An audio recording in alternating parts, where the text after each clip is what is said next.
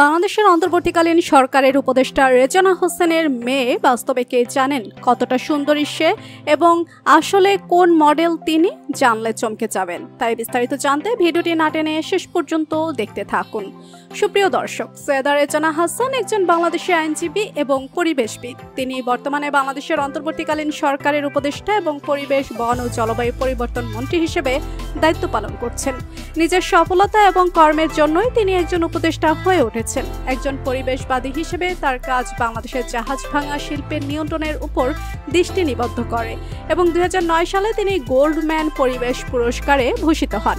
বাংলাদেশে বিচারিক সক্রিয়তার প্রচারণায় আপোষহীন সাহস এবং আবেগপ্রবণ নেতৃত্বের জন্য তাকে 2012 সালে রেমন ম্যাগসেসে পুরস্কারে ভূষিত করা হয়, যা জনগণের ভালো পরিবেশের অধিকারকে মর্যাদা ও জীবনের অধিকারের চেয়ে কম কিছু নয় বলে নিশ্চিত করে। রেজানা হাসানের জন্ম হবিগঞ্জে। বাবা মা সৈয়দ মহিবুল হাসান এবং বাবা মা সুরায়া হাসানের ঘরে। তিনি তার সহপাঠী আইনজীবী উদ্যোক্তা আবু বকর সিদ্দিককে বিয়ে করেন এবং তাদের একটি মেয়ে নেহলা সিদ্দিক এবং দুই ছেলে আহমেদ জারি সিদ্দিক এবং আহমেদ জিদান সিদ্দিক রয়েছে। 2014 সালের এপ্রিল মাসে তার স্বামী সিদ্দিক, যিনি নজরুল হামিদ বিপুর মালিকানাধীন একটি পোশাক কারখানার ব্যবস্থাপনা পরিচালক ছিলেন, অজ্ঞাত ব্যক্তিরা তাকে অল্প সময়ের জন্য অপহরণ করে। তবে পরে নানাভাবে চেষ্টার ধারা তাকে পাওয়া যায় এবং তার পরিবারের অন্যান্য সদস্যদের তেমন কথা জানা যায়নি ইন্টারনেটে। রেজানা জানান তিনি চান না তার পরিবারে কেউ তার মতো রাজনীতিতে যুক্ত হোক।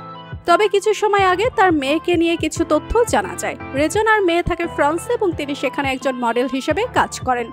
মায়ের মতো তিনিও রূপে গুণে ভরপুর। তার বিয়ে হয়নি, সেজন্য তার সাথে বিয়ের জন্য লাইনে লেগে আছে হাজারো ছেলে। তো প্রিয় দর্শক, উপদেষ্টা রেজানা হাসানকে আপনাদের কেমন লাগে অবশ্যই কমেন্ট করে জানিয়ে দিন আপনাদের মতামত। আর ভিডিওটি ভালো লাগলে একটি লাইক দিন এবং বিনোদন জগতের সকল ধরনের আপডেট পেতে আমাদের চ্যানেলটি সাবস্ক্রাইব করুন। ধন্যবাদ।